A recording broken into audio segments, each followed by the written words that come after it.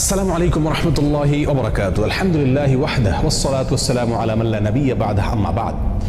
সুপ্রিয় দর্শক শ্রোতা ভাই বোনেরা, আজ আমরা এমন একটি জিকির, এমন একটি দোয়ার কথা বলবো যে জিকির এবং দোয়া জানে না এমন কোন মুসলিম পৃথিবীতে পাওয়া কঠিন। বলতে গেলে আমরা সকলেই এই দোয়া, এই জিকিরটি জানি, এই বাক্যটি মুখস্থ আমাদের আছে, কিন্তু এই বাক্যের যে ওজন, এই বাক্যের যে ওয়েট, এই বাক্যের যে গুরুত্ব, সেটা আমরা হয়তো অনেকেই উপলব্ধি করতে পারি না। মুস্তাদরাকে হাকিমে আবু সাঈদ খুদরি রাদিয়াল্লাহু তাআলা আনহু থেকে বিশুদ্ধ সূত্রে বর্ণিত এক হাদিসে নবী করিম সাল্লাল্লাহু আলাইহি সাল্লাম ইরশাদ করেছেন, একবার আল্লাহর নবী মুসা আলাইহিস সালাতু ওয়াস সালাম আল্লাহর কাছে দরখাস্ত করলেন, আল্লাহর কাছে আবেদন পেশ করলেন। তিনি আল্লাহর সঙ্গে সরাসরি কথোপকথন করতেন, সেজন্য কালিমুল্লাহ বলা হয় তাকে। আল্লাহর সঙ্গে সরাসরি কথা বলতে গিয়ে একবার তিনি আবেদন করলেন, আল্লাহ আমাকে আপনি একটি জিকির, একটি দোয়া শিখিয়ে দিন, যে জিকির, যে দোয়া আমি সব সময় পাঠ করব, সব সময় আমল করব।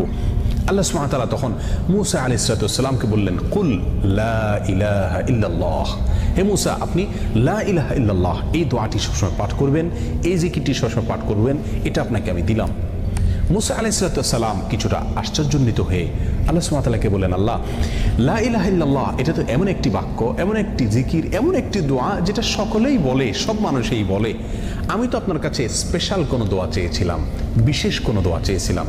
আল্লাহ সুবহানাহু ওয়া তাআলা তখন মুসা আলাইহিস সালামকে বললেন, হে মুসা, যদি সপ্ত আসমান, সপ্ত জমিন এবং এই দুইয়ের মধ্যে যা কিছু আছে সব কিছুকে, আল্লাহর অস্তিত্ব ছাড়া বাকি সব কিছুকে যদি একটি পাল্লায় রাখা হয়, একটি হাতে রাখা হয়, আর লা ইলাহা ইল্লাল্লাহ এই বাক্যকে যদি অপর হাতে, অপর পাল্লায় রাখা হয়, তাহলে লা ইলাহা ইল্লাল্লাহর পাল্লা ভারী হবে। এত ওয়েটফুল এই আমল, এত ওজনী এই আমল, এই জিকির। অর্থাৎ আল্লাহ সুবহানাহু ওয়া তাআলা মুসা আলাইহিস সালামকে যে বার্তা দিলেন সেটি হলো, লা ইলাহা ইল্লাল্লাহর চাইতে ওজনী, এর চাইতে ওয়েটফুল, এর চাইতে ভারী, এর চাইতে শ্রেষ্ঠ, এর চাইতে মর্যাদাপূর্ণ কোনো জিকির আল্লাহর জমিনে আর নাই। প্রিয় বন্ধুগণ, মুসা আলাইহিস সালামের জন্য সবচেয়ে স্পেশাল দোয়া হিসাবে, সবচেয়ে স্পেশাল জিকির হিসাবে আল্লাহ সুবহানাহু ওয়া তাআলা যে দোয়াটি নির্বাচন করলেন, যেটাকে সবচাইতে ওজনী আমল হিসাবে আল্লাহ সুবহানাহু ওয়া তাআলা স্পষ্টভাবে ব্যক্ত করলেন, সেটি হলো লা ইলাহা ইল্লাল্লাহ।